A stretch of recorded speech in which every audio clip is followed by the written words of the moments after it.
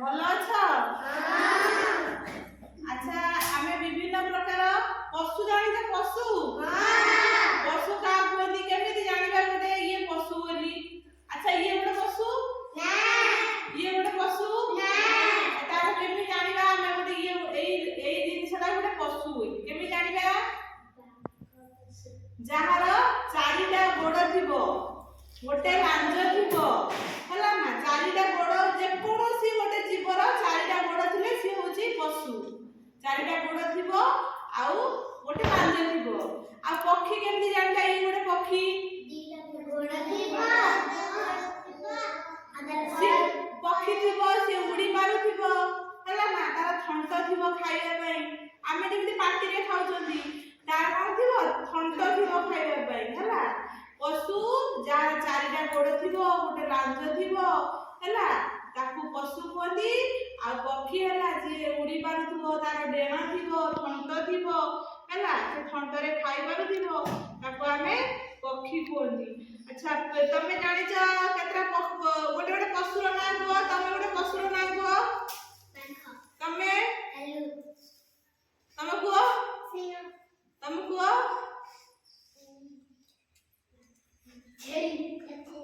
କହୁନା ପୁଚୁ ଗୋଟେ ପଶୁର ନାଁ କହିଲୁ?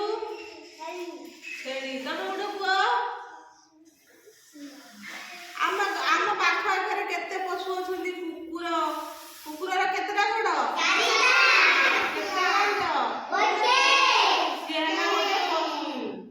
ବିଲେଇର କେତେଟା ଗୋଡ଼?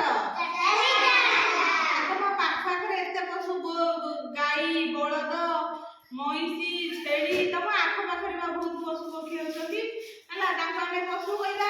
ଆଚ୍ଛା କେତେଟା ପକ୍ଷୀଙ୍କ ନାଁ କେମିତି କହିଲ? ପକ୍ଷୀଙ୍କ ନାଁ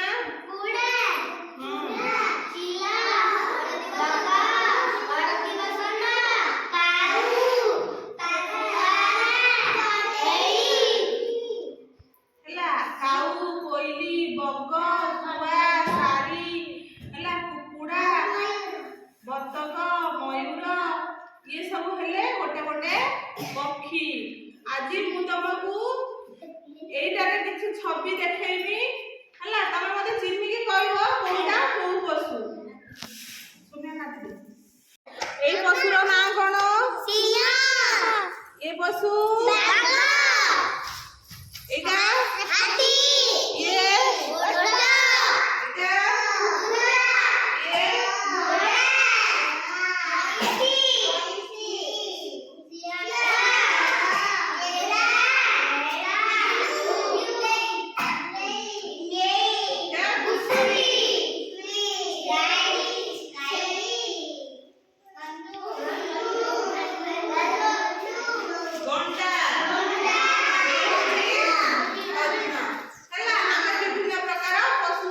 ଦେଖେଇମି, ତମେ ଚିହ୍ନିକି କହିବ କୋଉଟା। ଏଇଟା କୋଉ ପକ୍ଷୀ?